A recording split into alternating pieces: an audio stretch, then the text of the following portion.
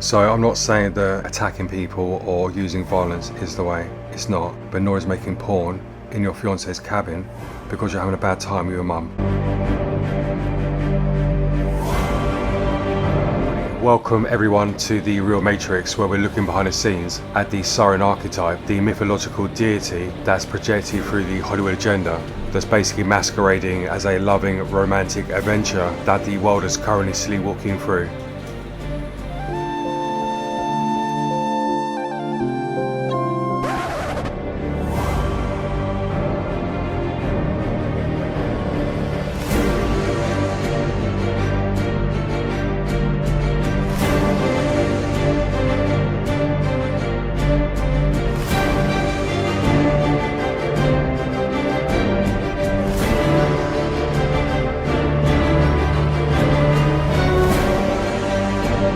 Welcome aboard the Titanic adventure, guys, where we're heading for disaster, unless we do the opposite of what Rose and Jack are doing here.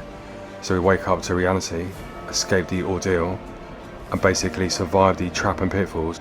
To do that, we're going to have to look at the journey of the female, her psyche, what's happening inside her head in a multi-dimensional sense, using the chessboard analogy, using mythology, non-canonical text, our own interpersonal kind of relationships, geopolitics, to connect it all together to the conspiratorial nature, to reality, to understand what the hell's going on here.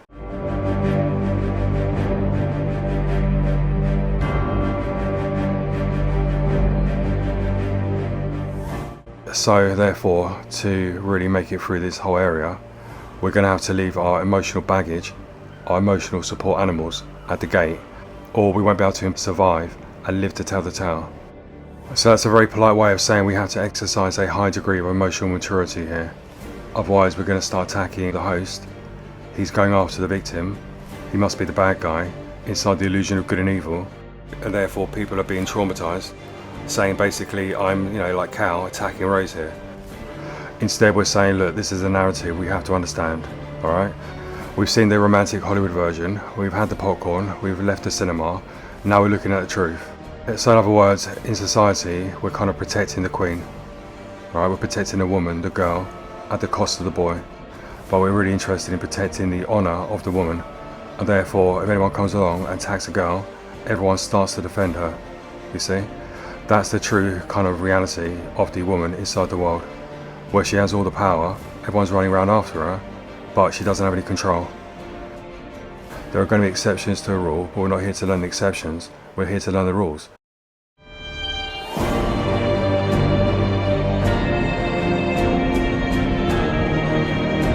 So it's the illusion of control, really, Inside this area here there's a framework of control, but there's also the reality that we're playing a game that's been set out for us.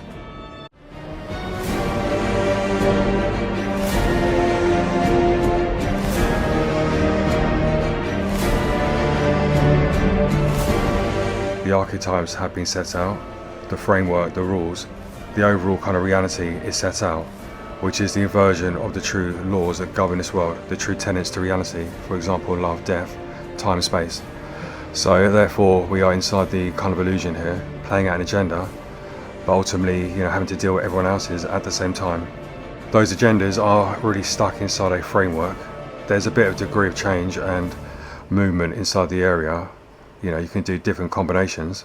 It might seem like it's a different game, but we're really inside the rule-based system that we're bought into. That's the Saturnian system of control. So the woman, therefore, is notoriously bad at communicating. Why? Because ultimately she doesn't know what she's doing, like most people inside the Matrix. The reason why is because women are spending half their life being attacked by the other side of the chessboard, and the other half basically being possessed or annoyed by her side of the chessboard. So when we first play the game, we're kind of unaware, we're just kind of using makeup or getting muscles to try to attract the opposite sex. That's a go-to plan that we use to gain the advantage on the chessboard, alright? So ultimately the woman, the queen, is going to use her feminine charm in order to gain the favour of the court here. Why? Because she's a bit oppressed here, she's not physically as strong as the men, and therefore she's, has a disadvantage there. In order to gain the advantage, she has to keep her cards very close to her chest. You see, she might not know, what she can do with those cards. She might be at that kind of disadvantage physically or whatever. But ultimately she has a good hand. By not showing that hand, she can leverage it later to escape her ordeal.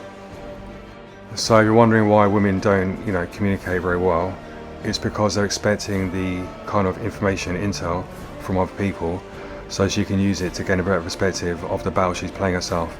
Alright? So in other words, when she's under threat, when she feels like she's not in a safe area here, she's definitely not going to reveal her hand, even if she can't, because she doesn't understand what's really going on there. Alright? And that's because ultimately she's being oppressed. She's being attacked. When you don't know what to do, it's probably better not to do anything. Alright? So for example, Rose is oppressed by the king here, which is actually her mum, which indicates that the king doesn't have to be a man. We're always going to blame the man because that's the matrix system, basically creating the division and left and right paradigm. But in reality, the avatar can be a male or female. The mum is oppressing Rose. She doesn't want to get a job, and therefore she wants Rose to marry Cal. That's her ordeal that Rose has to overcome. Now the reason why she can't overcome it is the same reason why the queen here is in problems. And that's because she's stuck on the white side, in the white box, trying to be righteous inside a societal trap. But as we know, Rose isn't going to, go along that path. She's going to reject it.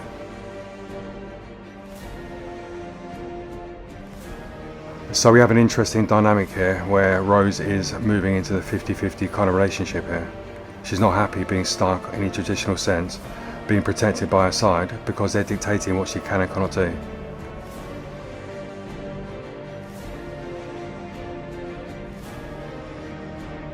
We have a similar parallel inside the Roman Empire, where we have a princess that's locked up and she can't do what she wants to do. She's effectively stuck, symbolically, on her side of chessboard with the Roman Empire, basically dictating what she can do. Now we can say that's terrible, they're bad people because they're controlling the queen, but at the same time the queen has the ability to ruin the chess game here, you see. She has the power to basically bring down both sides of the table just by having a paddy in the middle. So in other words, we leave the queen over here, she's going to get taken, and therefore we're now under attack. So we're going to leave the queen here for now. I know it's not very nice, but if she goes off and does something stupid, we've got big problems. So we can, frame it either way. Either she's been oppressed, or basically we have to leave her there, because in doing so we save everyone else at the same time. So the queen has the power, she can go where she wants. If she moves around too much, she's going to get taken or defended by her side. And therefore the more she plays around for no reason, the more the control system can tighten. And therefore Rose isn't about to tell her mum, I'm going to jump ship here. Likewise, she's not going to run off to Cal and say, you know what, the only reason I'm here is because my mum doesn't want to get a job. I don't love you, sorry. So she's not going to do that. Why? Because she's lacking the masculine. She's not about to run off out of the apartment because she doesn't know where to go. She can't sleep on a park bench because she doesn't have the masculine principle. And therefore she's going to stay inside that area as designed inside the chessboard societal structure here. Alright? So a way to look at it is the princess in the tower has hair that's grown very long, like Rose, like the pawn, the guy over here. He's got his own ordeal, we're not going to ignore that, but we're focusing on the agenda here, alright? The agenda is targeting the woman as a predominant force to create the narrative, to create the energy, the distraction, the sexual allure, to enchant the people, to create the chaos and division and motivation on the board.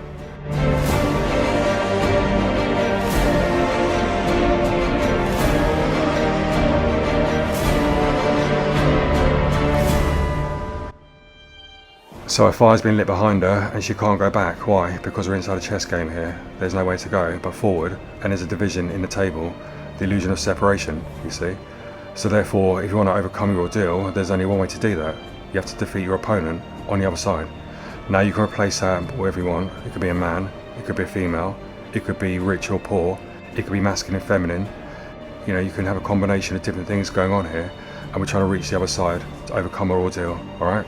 So in this context, we're looking at this siren deception and how the woman is being converted into a siren by controlling the narrative, lighting a fire behind her, so she's stressed, she's oppressed, and now she's going to play her agenda. She's going to try and escape away from the Roman Empire, just like Rose over here, who's trying to escape her mum. Alright, so the princess in the tower comes up with a plan to try to overcome her ordeal. Now, I'm not saying her plan is right or wrong, alright, but ultimately, if you're not having good intentions as you go into it, if you're not doing it carefully, that plan might enable you to win, but lose the war in the process, you see? Because it's not about winning your ordeal here, it's about understanding that no matter where you position yourself inside a chess game, we're still inside the game.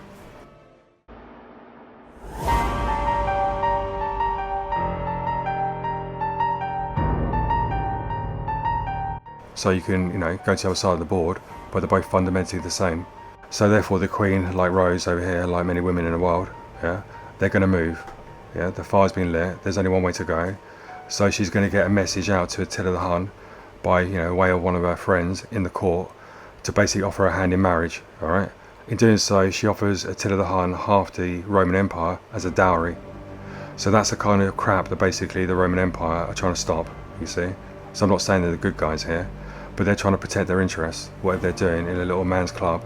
And basically they're not going to play that game where she can go off and ruin what they're doing. So she does the worst possible thing, which is to ultimately use their enemies against themselves. But in doing so, she destroys her half of the table at the same time. So again, she makes a break for it to Attila, alright? Because now he's going to, basically turn up at the Roman Empire, knocking on the door, expecting half the keys to the empire, alright? They're going to say no, Attila, not so fast, because the Queen can't do that, but everyone knows she can, including the Pope. So, Attila has already got a military campaign against the Roman Empire, alright? But it's losing energy, so this kind of revitalises it. Right, now he's going to come back, which he does, and hundreds of thousands of people are going to die as the Queen tries to make her way into the loving arms of Attila the Hun to serve as a concubine. So she's probably seeing that as a better option to where she is, yeah? The fact of the matter is that she doesn't really make it to Attila anyway, but she still causes the war.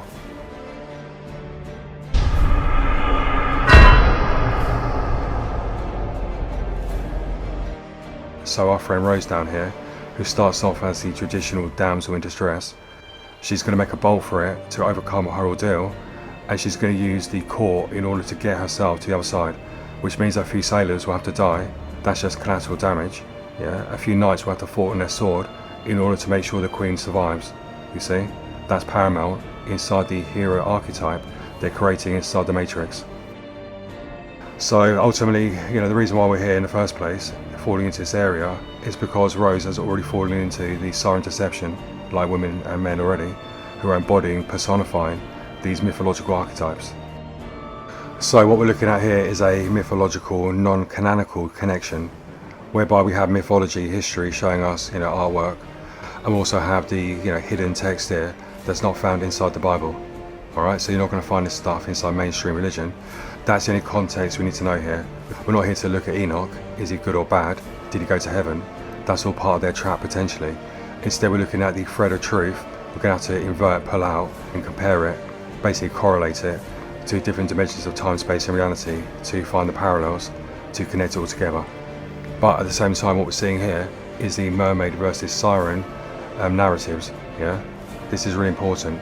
The person who wrote this didn't see that connection, and that's because they're inside the trap. They can't see the left or right paradigm. They can't see the counter narratives. So in other words, we have sirens that are being created inside reality itself. They've been created by creating the archetypes in the world that we are personifying by way of the beautification of women.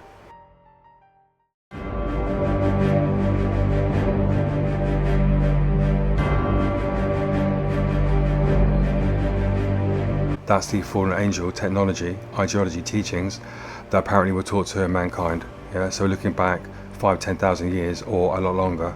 At the same time, we're seeing it playing out inside our more recent history, maybe 600 BC. All right. So this kind of stuff here is what you'd want to see if this is true. All right. If there really is a siren deception, then it would make sense that people are going to warn us about it. So we could say this is a bit of a trap in a way, because it's not really showing the female experience here. Her journey is not really being shown. I'm not saying it's not contained inside the actual Odyssey itself, I don't know, but we're not seeing it here. So I'm not saying they created it as a trap, but it could become a trap if we don't basically understand that women are also likewise on their own journey here. Alright? That's important, otherwise we start to dehumanise women into a mythological creature here. But at the very same time, we have to recognise that we are being shown the actual siren archetype, a warning, and also a way to avoid it. Because there's a backstory here to why they're crashing or sailing past, why there's a commotion here. And we have to draw upon the parallels here from the boat to basically this area here inside the Hollywood agenda. Those parallels are in the shape of the archetypes on the boat. There's four major ones. There's the guy that doesn't turn up in the first place. He can't see, he can't hear, and therefore he can't fall into the enchanted call, the enchanted beauty of the siren. So, the sailor who jumps off the boat doesn't establish boundaries. He gets pulled into the sexual allure of the Siren. He gets worried about her. Yeah, come over here, Jack. I need your big strong muscles. I'm gonna die. And as soon as he does, he gets led to his death. And that's why Jack's over here, floating in the ocean. So therefore the sailor that makes it dies like Jack, but the one that doesn't, who's tied to the mast like the rich captain, very much emulating, paralleling the journey of Cal here, who is going crazy on the boat trying to reach the Siren. He never gets her, therefore, so he goes insane, just like the captain here, who goes crazy inside the enchanted allure of the Siren, but he can't reach her. Therefore, he goes crazy, not reaching the Siren, because he's tied to the mast, tied to the boat, just like Cal here. He never makes it to the water, because ultimately he did establish proper boundaries right at the beginning.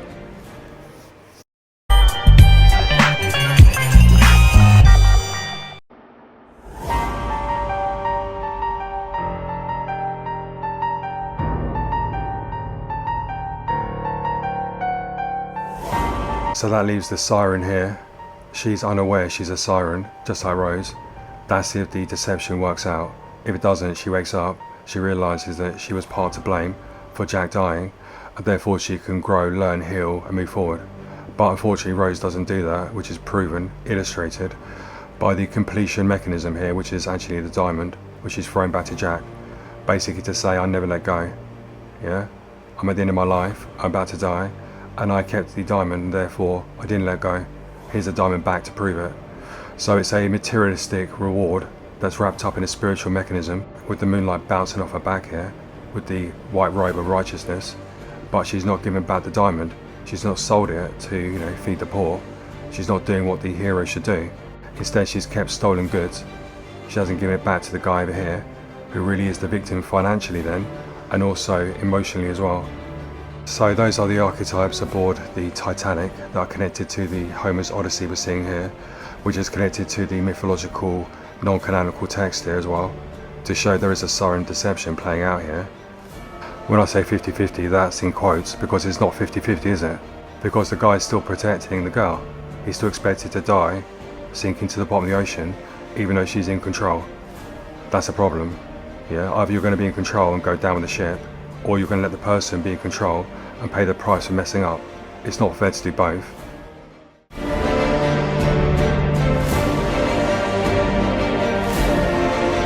So it's not really the case that women can't do what men can do. They can, alright? Like the king, basically oppressing the woman. It's not about the archetype, alright? It's about the spirit, the energy. So we're down here and we're blaming Cal now. Why? We're blaming Cal because he's been aggressive. He's been physical with the girl, the damsel in distress. She doesn't have the physical ability to stand up to Cal here. Yeah, so we're seeing that as a threat, an attack, basically saying that it's unacceptable in today's society, which I agree with. I don't believe we should raise our hands to a woman or a man. So I'm not saying that, attacking people or using violence is the way. It's not. But nor is making porn in your fiance's cabin. Sure, we can use a justification here. We can say she's got problems. She doesn't want to be there. I get that. But that doesn't ever justify what we're doing here. Alright? So in reality, he's reacting to her cheating here. After he sat down and basically laid out the law. This is my expectations. This is what I'm offering. These are my boundaries. She didn't say no. She didn't say yes. And therefore she left him in a position where he doesn't understand what's going on. Just like here. So here she's physically vulnerable. But over here, when he's talking to her, she leaves him emotionally vulnerable. It's the spiritual rather than the physical, the emotional rather than the physical attack, you see? The emotional attack comes first and the physical response is given, right? But the man will be arrested and no one will see the manipulation of the Siren. So when we get to this point here and we're seeing Rose smacking a guy, everyone's clapping, everyone's choking on their popcorn and saying, well done girl, yeah? But what really is happening here? He's trying to stop her from going down this area because he's trying to genuinely save her. He's not listening to her. He's not, hearing what she's saying. We get that. But his intentions here are trying to help her. What's her intentions here? Not to tell him the truth. To basically carry on with Jack. To basically lie to him and gaslight him so that she can carry on staying in the apartment and not move out until, the green light, whereby we can, jump ship. So I'm not saying that, this is a good move. But also I'm not saying this is a good move either.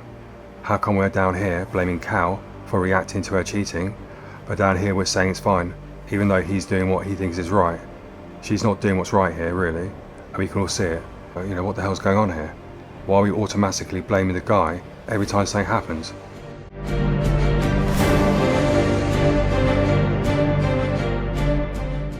And that's because we're being led into the fantasy Hollywood delusion here, where it's always the guy's fault. Therefore, if the guy doesn't do what we want him to do, and he's going to set boundaries, we're going to call him the villain. But if he does do what we want him to do, then he's a hero. Alright? If you want to go down with the ship, protecting the Queen, then you can get your hero status. But you're going to have to die to save the Siren in order to do so. But at the end of the day, the Siren's going to consume the victim and hero status at the end. That's the full vampiring of the energy and social status in order to be reborn inside the material world, surviving our ordeal, sacrificing the one we love in order to achieve it.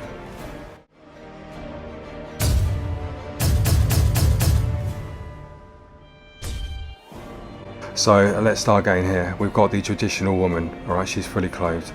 She's embodying a bit of the Siren archetype here. She's got the makeup, the fallen angel, stuff going on here. But as we proceed down the area here, she starts to get undressed until she's naked down here, having sex with Jack inside the back of the car. Alright? But she's in control here. She's basically leading into the area here, inside the illusion of control. I'm really scared, I'm upset, come on over. But she doesn't need help, as we know, because he actually says at the end, you weren't going to do anything. So if she's not going to do anything, he knows it, she knows it, we know that. What are we really doing here? It's a energetic dance, whereby we're not dealing with business, creating a commotion, which brings in the energy on the other side, you see? Once the energy comes, we can learn from that to become one. It is possible, but obviously not. We're going to make porn on a boat, have an affair, and then have to spend the rest of the movie, the rest of the time on the boat, basically overcoming that ordeal.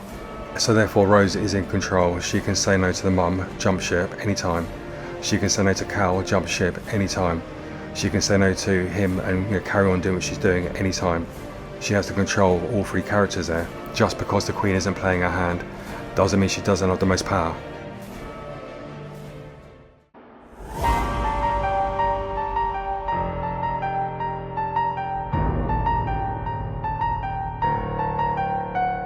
Alright, so by not playing her hand, she puts herself in a very good position to manipulate everyone on the ship.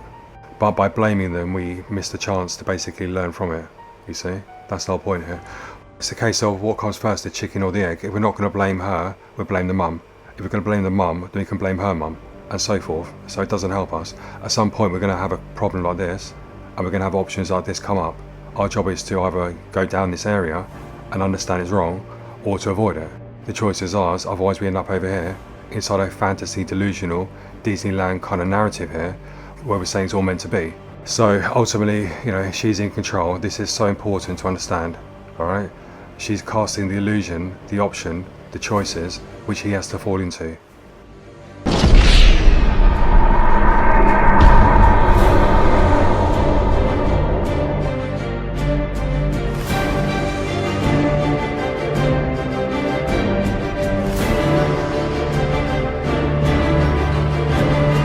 So once he's proven himself as basically going to lie to our fiancée and also the captain to maintain her honour, she's proven that he's a law subject and he's going to do whatever she wants, alright?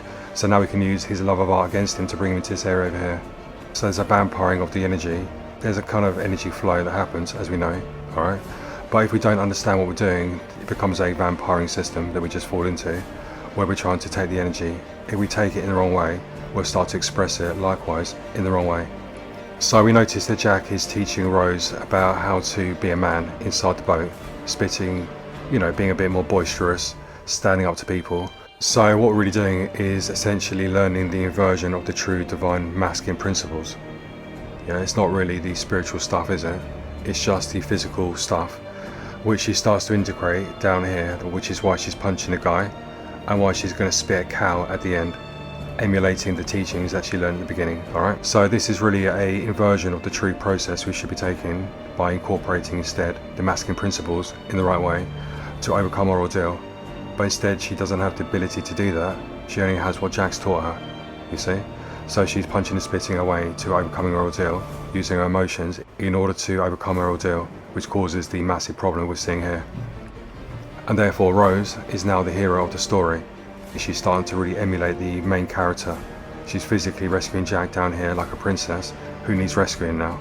She emerges over here taking control of the ship. So if we look at the movie, we see Jack leading her around the boat, saving her.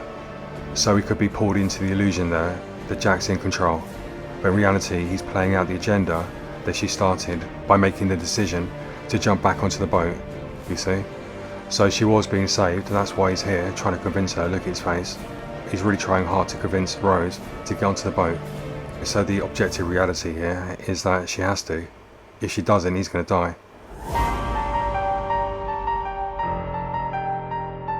You see, it's hard enough saving yourself on a sinking ship, let alone if you're carrying around a princess who's trying to take over. So therefore, it makes much more sense to put the female who can't protect herself on the boat into the boat, so that the guys can protect themselves, you see. So therefore, the woman goes into the boat, but she's not happy now. Why? Because she's the main character. She's embodying the masculine energy.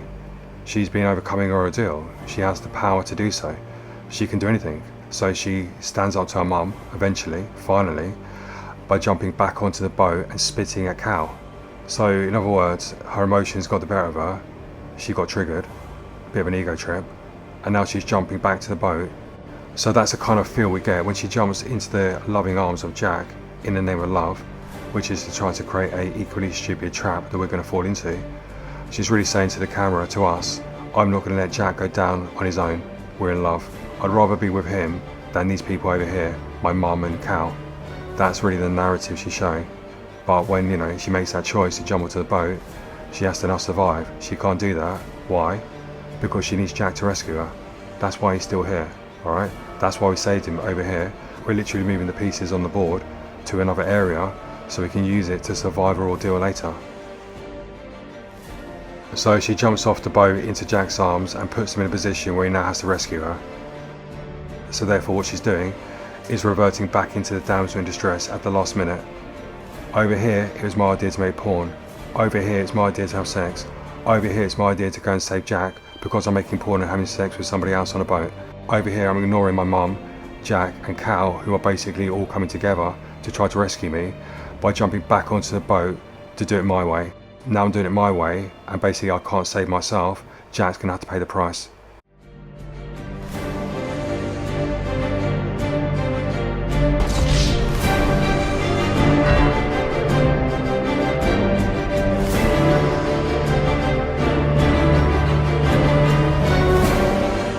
That's the sacrificial system in play here to bring us into the same Hollywood agenda. So what we're potentially seeing here is the societal indoctrination sacrificial system here being incorporated into the world. So what a lot of people are saying is that in Hollywood we have people selling their soul. They're doing that potentially to elevate themselves inside their particular industry beyond above where they can normally go. So they're having to do that by way of sacrificing what they love to progress, alright? So what we could be looking at here is a way to integrate the sacrificial system so that we're playing it out automatically. And instead of seeing it, we're judging the people in Hollywood, not seeing the fact we're inside the same trap. Second of all, we have to remember that they're going to try to singleize the macrocosmic truth. So instead of we're inside a Saturnian system of control, with narratives they're creating to manipulate our understanding of the world, we're here saying it's Satan, it's a boogeyman, it's a character. The singleization of the macrocosmic truth creates a more easily adjustable, controllable narrative in the world that we can use to keep people inside the illusion of good versus evil, watching the characters on the wall, the puppets in the show, instead of leaving the cave. While we're attacking the Hollywood characters, judging them, we're manifesting the very trap inside the cave we're inside of. Yeah? That means we have to play out the agenda because we're too busy focusing on other people rather than seeing that we're actually manifesting the same trap into our own lives. There's also other subplots here, other agendas which are all coming to the same area, which is we're seeing the rich versus poor narrative being pushed as well, whereby Jack, the poor guy, is seen as the hero, even though he's cheating, and at the same time we're seeing Cal, the rich guy, being the bad guy, the villain, even though he's the one being cheated on, you see? Creating the good versus evil narrative inside the story, but they're inverting the true nature of good and evil at the same time. That's critical, otherwise we can't basically fall into a trap. So that rich versus poor narrative is a subplot in the movie because we're trying to take out the bankers inside society to bring in the Federal Reserve. So that's the real life application of the kind of agenda here in the conspiratorial sense. To understand the kind of direction they're taking us, the role reversal, the left to right paradigms they're creating in order to bring down society by way of attacking the woman and man in their relationships, to create the role reversal but maintaining ultimately the traditional setup inside a 50-50 quote relationship, which creates the actual problem that we have to deal with over here. So when you understand how this works in an individual interpersonal sense to shift the collective perspective of the world, you can understand how this stuff will create the actual agenda in reality right now and also towards the end times. As above, so below. What happens in the microcosmic happens in the macrocosmic.